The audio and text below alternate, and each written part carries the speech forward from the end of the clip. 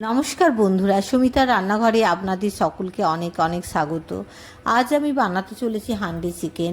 Handi chicken বানানোর জন্য আমি প্রথমে কড়াইতে সরষের তেল দিয়ে তেল গরম হলে সরু সরু করে কেটে রাখা পেঁয়াজ দিয়ে পেঁয়াজের বেরেস্তা করে নেব।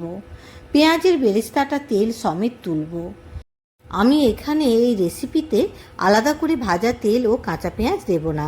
এদিকে আমি 600 গ্রাম চিকেনকে ভালো করে ধুয়ে পরিমাণ মতো নুন, হলুদ হাফ চামচ, কুকিমিন লঙ্কার গুঁড়ো হাফ চামচ, কাশ্মীরি লঙ্কার গুঁড়ো হাফ চামচ, রসুন বাটা প্রায় 1 চামচ, আদা বাটা প্রায় 1 চামচ এবং ভেজে রাখা তেল সমেত পেঁয়াজের বেরেস্তা ও দই প্রায় 1 চামচ, জিরে ও ধনে গুঁড়ো, বাড়িতে করে রাখা গরম মশলা প্রায় হাফ চামচ দিয়ে চিকেনটা ভালো করে ম্যারিনেট করে প্রায় হাফ ঘন্টা রেখে দেব।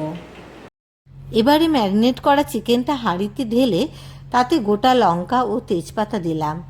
আমি এখানে কয়েকটা আলুও দিলাম, আপনারা আলু নাও দিতে পারেন। চিকেনে অল্প পরিমাণ ধোয়া জলটাও দিলাম।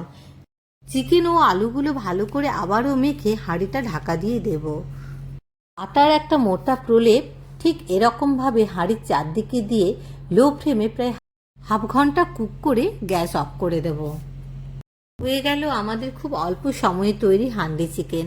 বন্ধুরা, রেসিপিটি ভালো লাগলে অতি অবশ্যই লাইক ও সাবস্ক্রাইব করবেন এবং কমেন্টে জানাতে ভুলবেন না রেসিপিটি কেমন হয়েছে।